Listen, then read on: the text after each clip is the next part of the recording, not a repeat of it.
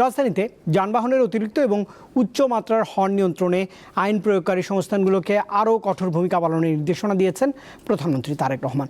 প্রধানমন্ত্রী এই নির্দেশনাকে স্বাগত জানিয়েছেন নগরবাসী। আর বিশেষজ্ঞরা বলছেন, আইন প্রয়োগের পাশাপাশি সচেতনতা আর দায়িত্বশীল আচরণই পারে নগরবাসীকে এই অদৃশ্য ঘাতক থেকে রক্ষা করতে। মোজো বিরাট কারবার। মোজো 1 লিটার ও 2 লিটার কিনে তুমিও জিতে নিতে পারো ফ্যামিলি কার, স্পোর্টস বাইক, টিভি, আইফোন ছাড়াও থাকছে লক্ষ লক্ষ নিশ্চিত গিফট। আপনার কানে যে শব্দ শুনতে পাচ্ছেন, এটি কি শুধুমাত্র গাড়ির হর্ন নাকি এক নীরব ঘাতক? রাজধানী ঢাকা। প্রতিনিয়ত দেশের বিভিন্ন প্রান্ত থেকে মানুষ ছুটে আসে এই শহরে। বেশি মানুষের এই নগরে যানবাহনের সংখ্যাও বেশি।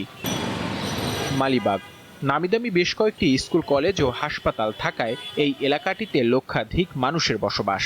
দিনভর বাস, মোটরসাইকেল সহ অন্যান্য যানবাহনের হর্নের শব্দে ব্যস্ত থাকে এই সড়কটি। তবে যারা এই রাস্তায় চলাচল করছেন তারা কি জানেন এই রাস্তায় যানবাহনের সৃষ্ট শব্দের মাত্রা কত?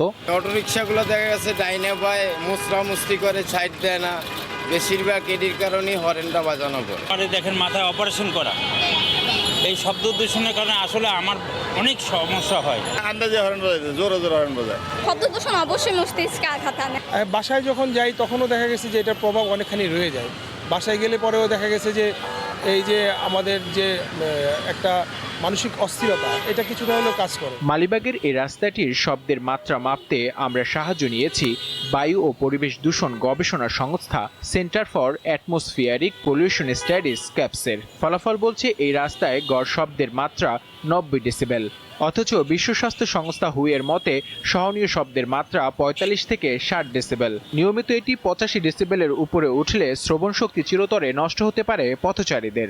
আমরা এখানে যে পরিমাপটা করলাম এখানে, তো দেখা গেছে যে অধিকাংশ ক্ষেত্রেই আমাদের শব্দের মাত্রাটা 90 ডেসিবেলের থেকে বেশি আসছে, যেটা আসলে আমাদের যে শ্রবণ সীমার থেকে যে WHO যে স্ট্যান্ডার্ডটা, সেই স্ট্যান্ডার্ডটা সবসময় অতিক্রম করতেছে। এত গেল মালিবাগের শব্দ দূষণের মাত্রা। রাজধানীর সচিবালয় ও এর আশপাশের এলাকায় সরকারিভাবে নীরব এলাকা হিসেবে পরিচিত।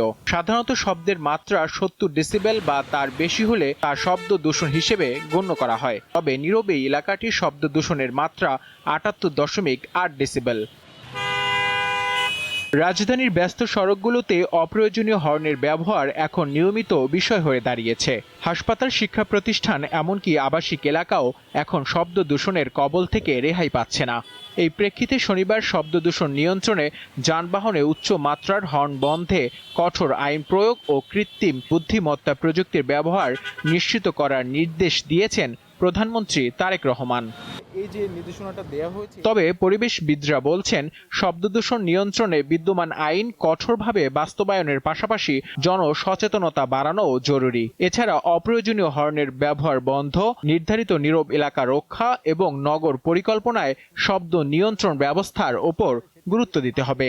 দূষণকারীদের বিরুদ্ধে পর্যাপ্ত আইন প্রয়োগও করা যাচ্ছে না। প্রধানমন্ত্রীর যে নির্দেশনা দিয়েছেন, এটি ইমপ্লিমেন্ট করতে হলে সবার আগে ট্রাফিক সিস্টেমে শৃঙ্খলা আনতে হবে। অর্থাৎ ট্রাফিক সিস্টেমে বিশৃঙ্খলা রেখে শব্দ দূষণ নিয়ন্ত্রণ করা এটি বড় চ্যালেঞ্জের বিষয়। নগর ব্যস্ততা থামবে না, চলবে যানবাহনও। কিন্তু অপ্রয়োজনীয় হর্নের দৌরাত্ম্য কমাতে না পারলে ঢাকা একসময় অসুস্থ মানুষের নগর হয়ে উঠবে বলেও জানিয়েছেন এই পরিবেশবিদ। নূর আলম, দীপ্ত সংবাদ, ঢাকা।